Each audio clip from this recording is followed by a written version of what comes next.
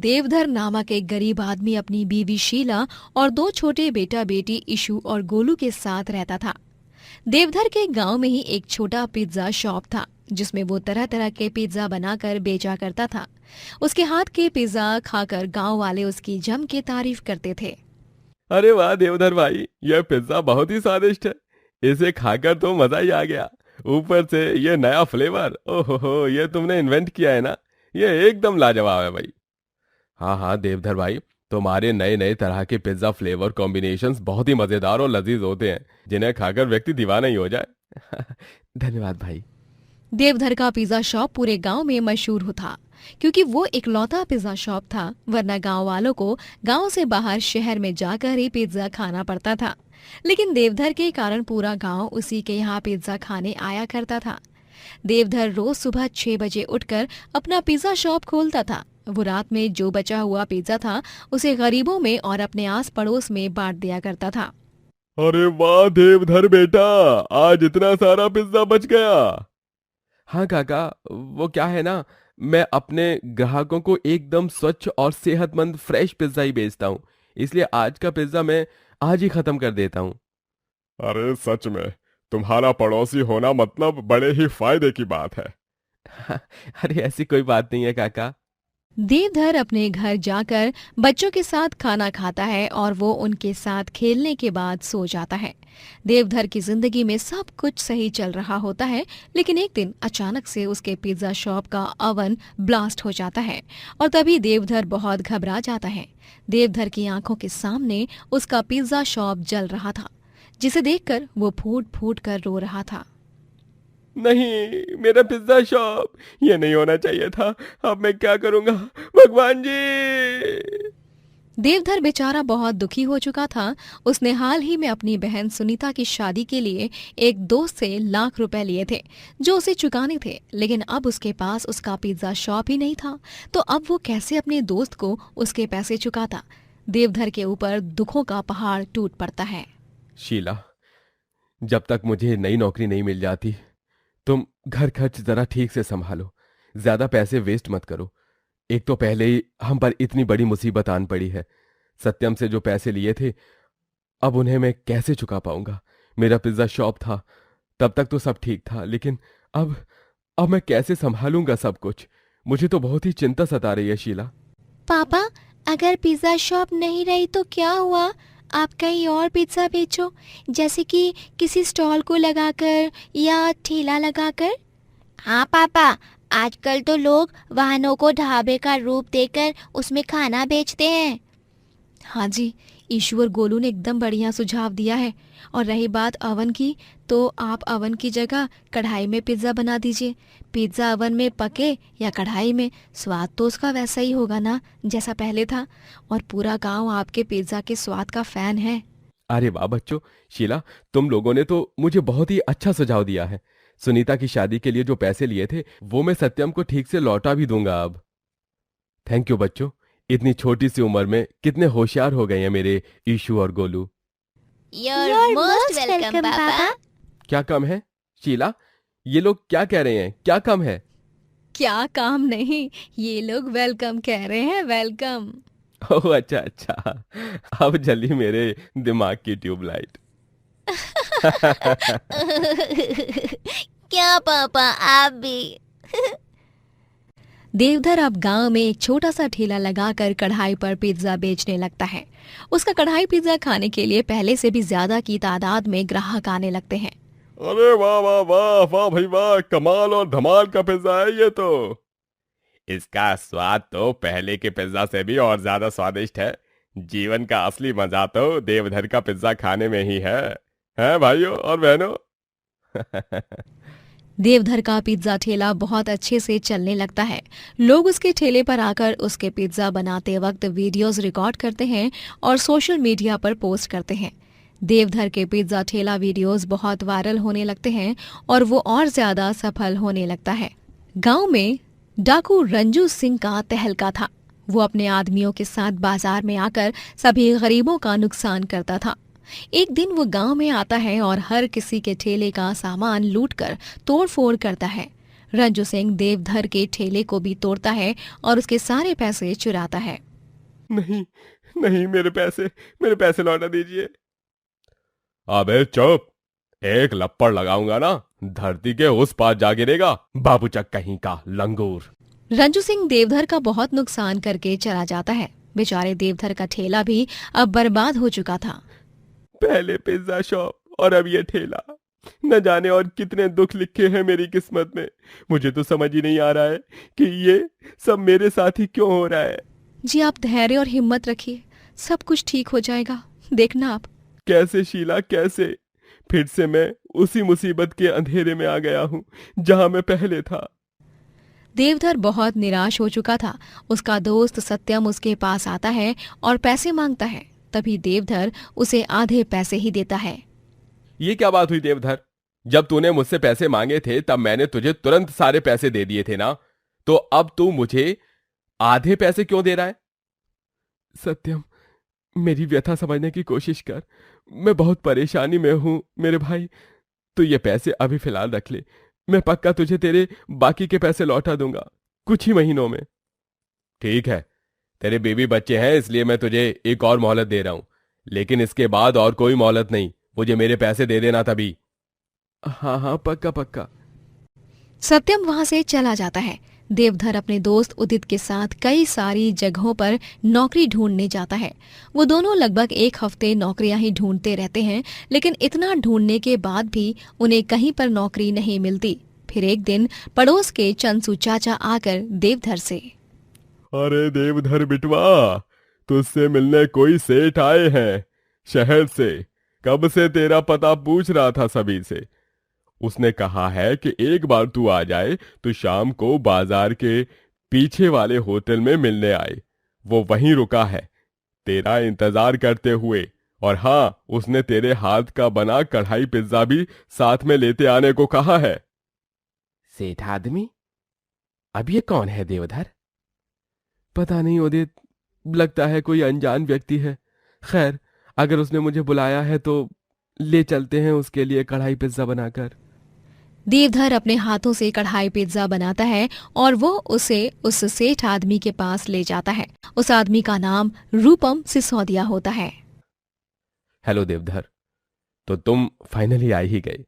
Wow, ये pizza बहुत ही yummy है।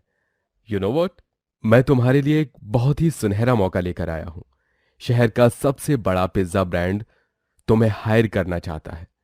तुम्हारा पिज्जा टेस्टी की पॉपुलैरिटी देख हम चाहते हैं कि तुम हमारे शॉप में भी पिज्जा बनाओ। क्या तुम हमारे साथ काम करने के लिए रेडी हो? मैं हाँ बिल्कुल। देवधर अब उस शहर के पिज्जा शॉप के आउटलेट्स के ओनर के साथ काम करने के लिए राजी हो जाता है। वो वहाँ पिज्जा बनाकर बहुत पैसे कमा लेता है। सबसे पहले वो सत्यम के पैसे चुका देता है और उसके बाद वो भी शहर में अपना एक बड़ा पिज्जा शॉप खोलता है और इस तरह उसकी खूब तरक्की होती है। सविता की 5 बेटियां होती हैं, राधा, जूही, दिशा, गौरी और पाखी। सभी की उम्र अब लगभग 20-22 की हो चुकी थी। उन सब में सबसे छोटी थी गौरी, जिसकी उम्र 18 साल की होती है। सविता ने लोगों के घर काम करके अपनी बेटियों को पाला पोसा। उसके पति मनीष को हमेशा से एक बेटा चाहिए था। 4 बेटियां होने के बाद उसने सविता को सख्त चेतावनी दे दी कि अगर 5वीं भी बेटी ही हुई तो वो उसे उसकी 5 बेटियों के साथ अपने घर और अपनी जिंदगी से बाहर निकाल देगा। और वही हुआ। सविता ने गौरी को जन्म दिया और मनीष ने गुस्से में आकर उन लोगों को घर से बाहर निकाल दिया। सविता की बेटियां खूब लगन से अपनी पढ़ाई कर रही होती हैं। चलो चलो गौरी, जैसे हम चारों के ग्रेजुएशन ईयर के एग्जाम शुरू होने वाले हैं, वैसे ही तुम्हारे भी 12वीं के बोर्ड एग्जाम्स भी शुरू होने वाले हैं। इसीलिए खुद भी सही से पढ़ाई करो और हम चारों को भी करने दो। अगर कोई डाउट हो तो तुम हमें पूछ लेना। ठीक है मेरी चारी माँ, जितनी चिक चिक माँ मुझ पर नहीं करती ना, उतनी आप चारों करती हो। पढ़ने बैठो आप चारों ही, मैं तो जा रही हूँ आंगन में पढ़ने। अरे अरे, क्या हुआ? क्यों परेशान कर रही हो तुम चारों मेरी गौरी को? माँ, ये हमें पढ़ने नहीं दे रही है। कभी कभी बीच में ही इसके मुंह से गाने का टेप शुरू हो जाता है, तो कभी बीच में ही ये नाचने लगती है। बहुत अतरंगी है ये, इसे कहो कि पढ़ ले वरना फेल हो जाएगी। दिशा, जूही, पाखी, राधा, जाने दो, उसे जब जैसे पढ़ना है वो पढ़ लेगी। अच्छा चलो, फिलहाल तो तुम पांचों हाथ मुंह धो लो, क्योंकि आज ढाबे पर बचा हुआ खाना था और वो भी पनीर पुलाव, इसीलिए मैंने तुम सबके लिए लाया है। ये पनीर पुलाव। सविता के खुद का एक छोटा सा ढाबा होता है। यहाँ एक तरफ सविता अपनी पांचों बेटियों के साथ एक खुशहाल जीवन व्यतीत कर रही होती है, वहीं दूसरी तरफ मनीष की दूसरी बीवी रमोला संग पैदा किया हुआ बेटा सोम पढ़ाई में बहुत कच्चा होता है और मनीष के कपड़ों की दुकान भी कुछ खास चल नहीं रही थी, इसीलिए उसे हर पल चिड़चिड़ महसूस होती। रमोला, तुम इसे कुछ कहती क्यों नहीं? अरे ये पढ़ाई में इतना कच्चा है, आगे जाकर क्या करेगा? पापा पढ़ तो रहा हूँ, दिखाई नहीं देता क्या आपको? या मैग्नीफाइंग ग्लास लाकर दूं तभी दिखेगा। जुबान मत लड़ा। सही तो कह रहे हैं ना जी, पढ़ता ही रहता है और आप हो कि उसे अच्छा कहने की जगह हर वक्त बुरा ही बोलते रहते हो। हाँ? आए दिन गांव में सभी सविता के ढाबे पर ही खाना खाने जाते। सविता के ढाबे पर दिन भर ग्राहकों की भीड़ लगी रहती है और वो अपने ढाबे के लिए पूरे गांव में प्रसिद्ध होती है। एक दिन जब मनीष अपने दोस्तों संग बात कर रहा होता है तभी, यार बहुत तेज भूख लगी है भाया, समझ ना आ रहा है कि कहूँ। अरे वो चौक के पास है ना, वो सविता का ढाबा, उसके हाथ का खाना खाएगा तो पागल हो जाएगा। हाँ हाँ, मैं भी गया हुआ। ढाबा और खाना दोनों एकदम मस्त और जबरदस्त हैं। चलो फिर वहीं चलते हैं। ओह दोस्तों, मैं नहीं जाऊंगा कहीं पर। वो दरअसल घर में रमोला अकेली है, सोम भी कॉलेज गया है। रमोला की तबीयत खराब है 1-2 दिनों से, तो इसलिए मुझे जाना होगा। अरे ठीक है मनीष भाई, ध्यान रखियो रमोला भाभी का। मनीष को सविता की तरक्की से खूब जलन महसूस होती है। वो छुप छुप के उसे देखता है। इसे क्या लगा, ये खुले आसमान में पंख फैलाकर उड़ेगी और मैं इसे इतनी आसानी से उड़ने दूंगा? हरगिज नहीं। मैं इसका अब वो हश्र करूंगा जिससे ये और इसकी 5 होशियार बेटियां सड़क पर आ जाएं। मनीष रात में चुपके से सविता के ढाबे में घुसता है और वो उसके गैस स्टोव का बटन ऑन कर रख जाता है। सुबह जब वो गैस ऑन करके जाती है तभी गैस ब्लास्ट हो जाता है और पूरा ढाबा जलने लगता है। सविता पीछे हट जाती है और अपना चेहरा ढकते हुए भागने लगती है, लेकिन वो भी उस आग में आधी जल जाती है। उसे तुरंत हॉस्पिटल ले जाया जाता है। ढाबा धू धू करके जलता है और जलकर राख हो जाता है। सविता की 5 बेटियां अपने एग्जाम्स मिस कर देती हैं और फेल हो जाती हैं। वहीं सोम जैसे तैसे पास हो जाता है। कुछ दिनों बाद सविता ठीक होकर घर आती है, लेकिन उसका आधा शरीर जल चुका था, जिस पर बैंडेज लगाई हुई थी। ये क्या हो गया माँ? आपकी ये हालत देखकर मुझे बहुत बुरा लग रहा है। लेकिन हमारी माँ निडर है, ताकतवर है। ये क्या, वो हर एक मुसीबत मात दे सकती हैं। क्यों माँ? पता नहीं कैसे वो गैस बटन ऑन रह गया। ये मेरे साथ क्या हो गया? बहुत बुरा हुआ है ये जो भी हुआ। तुम 5 की परीक्षा भी रह गई, सब मेरे कारण। अब मैं तुम लोगों को कैसे संभालूंगी बच्चों? ये तूने क्या कर लिया सविता? बस माँ बस, और कितना कोसोगी आप खुद को बेवजह, जबकि आपकी कोई गलती ही नहीं है। हाँ माँ, आपके साथ जो कुछ भी हुआ वो सिर्फ एक हादसा था, उसमें आपका कोई दोष नहीं है। वो हम में से भी किसी के साथ हो सकता था। माँ, अब हम 5 बहनें मिलकर आपको संभालेंगे और आपको वो जिंदगी दिखाएंगे जिसकी आप हकदार हो। अपनी 5 बेटियों का प्यार और स्नेह देख सविता की आंखें नम हो जाती हैं। 5 बेटियां अपने अपने गुल्लक फोड़ती हैं और उनसे इकट्ठा हुए पैसों से एक छोटा सा ढाबा खोलती हैं, जिसका नाम होता है 5 बहनों का ढाबा। वो 5 उसमें स्वादिष्ट स्वादिष्ट खाना बनाती हैं। पहले दिन तो इतने ग्राहक नहीं आते, लेकिन दूसरे दिन से कई सारे ग्राहक आना शुरू हो जाते हैं, जिससे 5 को और हिम्मत मिलती है और काम करने की प्रेरणा मिलती है। 5 बहनें एक साथ ढाबे का काम संभालती हैं। दीदी, मैं जा रही हूँ माँ के पास, उनकी दवाइयों का समय हो गया है। ठीक है, संभल कर जाना गौरी। अच्छा पाखी, जरा दाल को संभाल और गैस को धीमी आंच पर कर, हाँ, वरना चावल जल जाएंगे। राधा, ये देखो, मैंने बेसन का मसाला तैयार कर दिया है। मैं जल्दी से पकौड़े तलती हूँ। टेबल नंबर 3 के कस्टमर को पकौड़े वाली कड़ी खानी है। तुम बस इसमें दही और नमक की मात्रा चेक कर लेना एक बार। ठीक है जूही। दिशा, ये मसाला डोसा टेबल नंबर 2 और ये पाव भाजी टेबल नंबर 4 पर देकर आओ। एक मिनट, पाव भाजी में पाव पर मक्खन लगाना तो भूल ही गई। कस्टमर की डिमांड है, ये ले मक्खन की टिकिया। ठीक है पाखी। इस तरह पांचों बहनें मल्टीटास्किंग करती हैं। ग्राहकों को उनके हाथ का खाना बहुत पसंद आता है और पूरे दिन में उनकी खूब कमाई होने लगती है। अरे क्या लज्जतदार खाना बनाया है, ओहो मजा ही आ गया। मैं अपने घर वालों से दूर रहता हूँ, लेकिन आप पांचों बहनों के ढाबे पर आकर ऐसा लगता है जैसे घर का ही खाना खा रहा हूँ। शुक्रिया इस सुंदर एहसास के लिए। भाई ये पाव भाजी इतनी स्वादिष्ट है कि मैं क्या बताऊं। मुझे तो ये पाव भाजी के 5 प्लेट और दे दो पार्सल करके। आपका मक्खन भी बड़ा ही कमाल का है भाई, कहाँ से लाए हैं ये? जी हमने इसे घर पर ही बनाया है। अरे वो वाह वाह वाह जी वाह।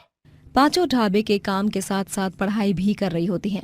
मनीष का बेटा सोम अपनी मां रमोला के साथ शहर चला जाता है और सेटल हो जाता है।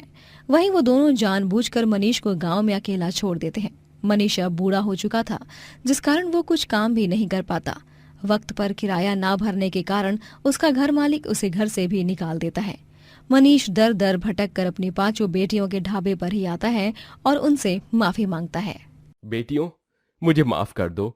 मैं कभी एक अच्छा पिता नहीं बन पाया, लेकिन आज मुझे अपनी गलती का पछतावा हो रहा है। एक मैं अपने ही घर की लक्ष्मी तुम्हारी माँ सविता को घर से बाहर निकालकर जीवन भर की भूल कर दी। और तो और आज तुम्हारी माँ बिस्तर पर है तो उसका कारण भी मैं ही हूँ। मैंने ही ढाबे में जाकर गैस ऑन कर दिया था। हो सके तो मुझे माफ कर देना। माफी तो आपको जिंदगी पर नहीं मिलेगी, क्योंकि आपने कोई गलती नहीं गुनाह किया है। बस अब बहुत हो गया आपका। अब हम आपको चैन से जीने नहीं देंगे। पहले आपने माँ को धोखा देकर उनकी आत्मा को जलाया और फिर इतने सालों बाद उनके सपनों को। आज आपकी वजह से हमारी माँ अभी तक ठीक नहीं हुई हैं। आपको तो हम कड़ी से कड़ी सजा दिलवा कर रहेंगे। पांचों बेटियां पुलिस को बुलाती हैं और पुलिस मनीष को गिरफ्तार करके ले जाती है। पांचों बड़े होकर खूब पैसा कमाते हैं और शहर में एक बहुत बड़ा 5 स्टार रेस्टोरेंट खोलते हैं, जिसका नाम सविता होता है। सविता अपनी जिंदगी का आखिरी पड़ाव अपनी बेटियों के साथ एक बड़े बंगले में चैन से रहकर